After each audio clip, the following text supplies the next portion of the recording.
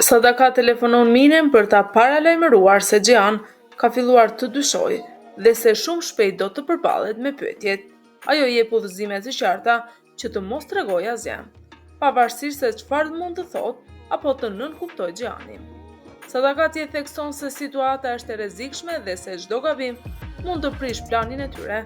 Ajo e lidh heshtjen e Mines me sigurinë e foshnjës, duke i thënë se nëse dëshiron që fëmia të jetojë, duhet të tregoj durim dhe të mos flas.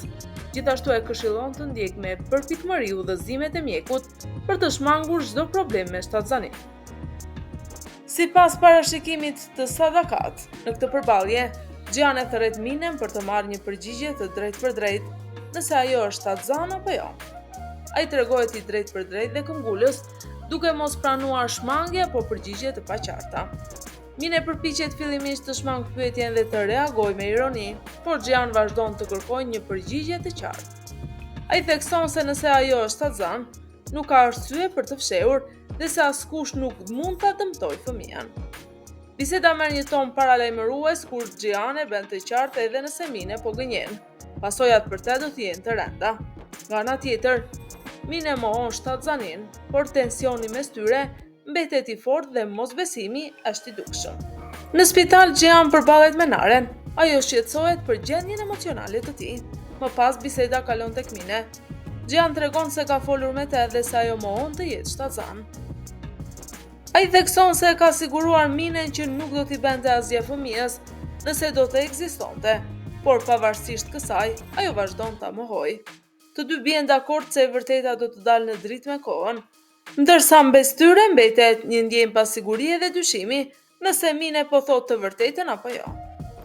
Në këtë skenë zhvillohet një bisedë emocionale mes Nares dhe Ozganit. Ata flasin për marrëdhënien e tyre dhe për frikrat që kanë brenda vetes. Ozgan shpreh një pasiguri të thellë, duke aluduar nëse dashuria do të ishte e fortë vetëm pas humbjes. Nare përpiqet ta qetësojë, duke mos pranuar as idenë e humbjes dhe duke i kërkuar të mos flas për vdekje apo ndarje. Ajo thekson se dëshiron të ruajë jetën dhe lidhjen e tyre pa sakrifikuar veten apo ndjenjat e tyre. Biseda tregon një përplasje mes frikës dhe përkushtimit, nga njëra anë pasigurinë e Ozganit, nga ana tjetër përpjekja e Nares për ta mbajtur marrëdhënien të fortë dhe për ta siguruar se do ta kalojnë së bashku çdo vështirësi. Atmosfera është e ndjeshme dhe ngarkuar emocionalisht, duke lënë të kuptohet se mes tyre ekziston një konflikt i brendshëm që ende nuk është zgjidhur. Në këtë përballje shumë të ashpër mes Sadakatit dhe Fidanit, Fidani akuzon Sadakatin për atë që i ka ndodhur vajzës së saj Zerin dhe përfshin në faj edhe djalin e Sadakatit, Kajën, duke thënë se ai e ka lënduar dhe e ka lënë vajzën e saj në një situatë të vështirë. Biseda përqendrohet rreth dyshimeve për një fëmijë dhe atësinë e tij. Fidan pretendon se Zerin i ka treguar të vërtetën dhe se fëmia nuk është i Kajës. Ajo e sheh këtë si një shpëtim dhe si një mbrojtje nga lidhja mes dy familjeve. Fjalët janë të rënda, me akuza mallkime dhe zemërim të hapur.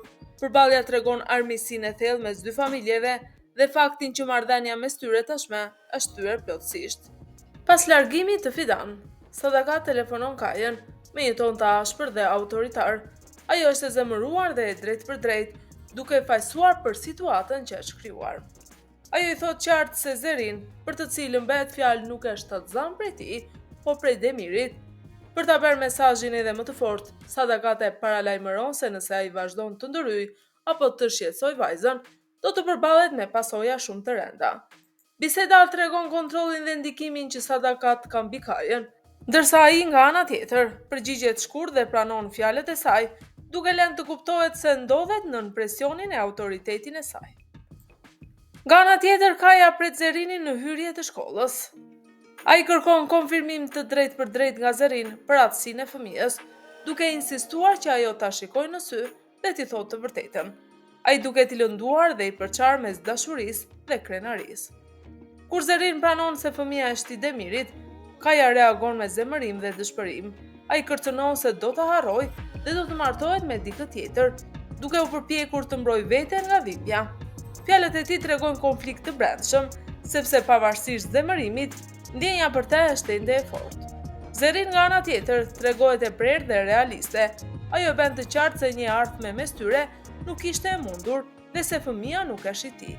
Dialogu nxjerr në pamundësinë e dashurisë së tyre përballë rrethanave dhe presioneve familjare, duke kthyer këtë moment në një ndarje të dhimbshme dhe përfundimtare. Nga ana tjetër, Demiri, duke parë nga larg bisedën midis Kajës dhe Zerinit, fillon të bëjë ironi me këtë të fundit.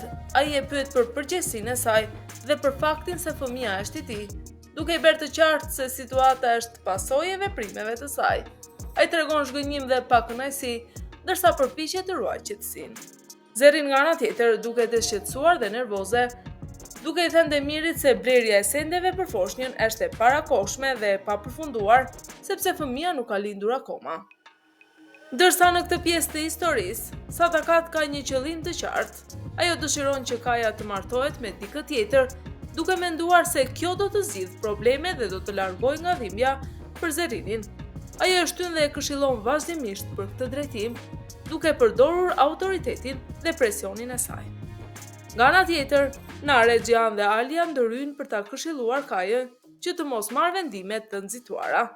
Ata e paralajmërojnë se një martesë e shpejtë me dikë tjetër mund të sjellë vetëm dhimbje të re dhe vendime të gabuara, sepse zemra dhe mendja e tij janë ende të lidhura me Zerinin.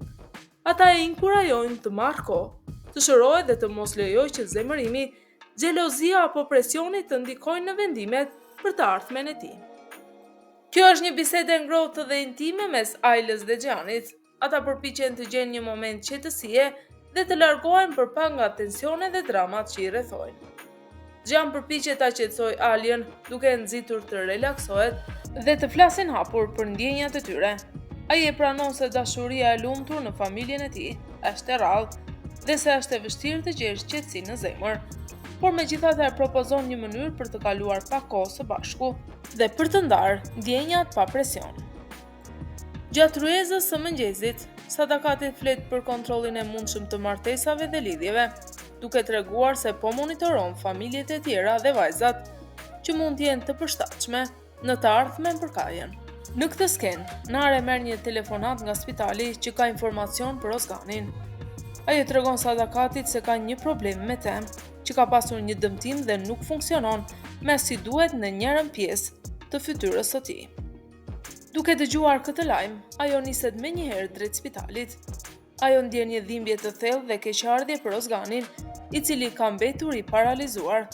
Ajo është e vetëdijshme për sakrificën e tij, sepse ai ka shpëtuar jetën dhe tani ndodhet në këtë gjendje të vështirë. Fjalët e saj shprehin një përzierje të fortë emocionesh, trishtim, ndjenja borxhi dhe zhgënjim për situatën e rëndë. Ajo duket e pafuqishme, e ndjen përgjegjësinë e jetës së tij dhe dhimbjen e madhe që ka shkaktuar fatkeqësia. Një bisedë tjetër intense dhe këshilluese mes Nadimit dhe Demirit.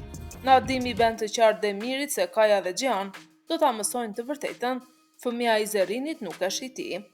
Ai e pyet Demirin për qëllimet e tij dhe i shtron akuzat mbi frikën dhe motivet e tij, duke e sfiduar të pranojë përgjegjësinë. Nadim e kritikon mënyrën se si Demiri ka punuar në hije, duke manipuluar situata për përfitim personal dhe për tuak marrë.